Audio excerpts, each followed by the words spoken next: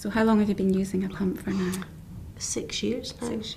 Yeah, 6 years. Initially, they were just a thing you could read about and you can research, and reading about how it can help control pregnancies and things, and thinking, I'd really love to get one of those, hopefully one day. My hypo-awareness was a problem. It was starting to go with being diabetic for so long, I think, was one of the reasons. Yes, that can happen. Yes, and having the pump, they did say at the time, it probably will bring your hypo-awareness back.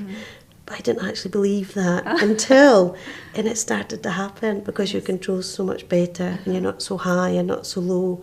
And the fact now I can be at 4 and think, okay, feel a bit low, have a couple of jelly babies, whereas before I'd be way down, maybe at 2, before realising and starting to sweat and having a much more extreme hypo than when I've been on the pump. Initially, just learning about it, and it's never going to be perfect at the start, but right away I could see that things were just getting more easy to control, and as long as I put the knowledge and the work that I'd done on the carbohydrate counting and just kept up the healthiness part, I think the pump will work for you. You can have a lot more freedom with eating, because you don't have to take another injection just to have maybe a little bit more, or if you don't want to have as much to eat and you've given yourself some insulin units, you can suspend your pump. You know, it takes a lot to familiarise, but after 6 months you don't ever think you don't ever feel you've never had one. It's allowed me to train for marathons and run 2 London marathons, ran for juvenile diabetes. So I don't think I would have had nearly as much freedom with the insulin. I don't think I would have managed so easily. And I've always liked to run, I must admit. So it wasn't from scratch. But I did feel my general health and fitness definitely improved as time went on. And I also had even bigger appetite, which was fantastic, because you can control that with your insulin. And it didn't mean that you were having to take lots of unnecessary needles, because that's one lovely thing about the pump, is that if you do want to eat a bit of extra, you can press a button. And I think just knowing that if I want to have a little bit, I can, but then, yes, like somebody that has non-diabetic, you're still going to put on weight, and you have to remember that. You have to run another 10 miles. It's fantastic, I must admit.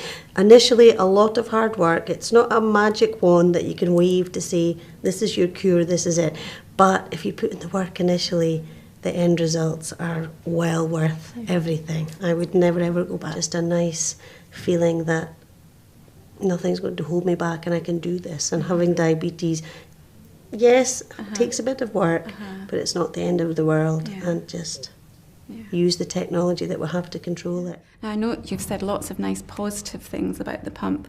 I know for some people, having an insulin pump and wearing an insulin pump is a constant reminder of them having diabetes all the time. Yes. Would you say that there are any drawbacks perhaps to wearing a pump?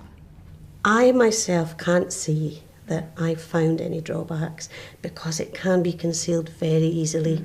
If you're a lady, you can wear it lengthways in your bra, things like that. You can wear it in your pocket. So unless you want people to know you have a pump, it looks like a small mobile phone in your pocket. You're tubing on your pump, can tuck it into, you know, just the side of your trousers. No one actually knows that I have diabetes unless I tell them. So I wouldn't say myself that that's been a problem for me. And then in a relationship, you know, that's something you probably would have to broach. But I think it outweighs anything that, any negative, definitely.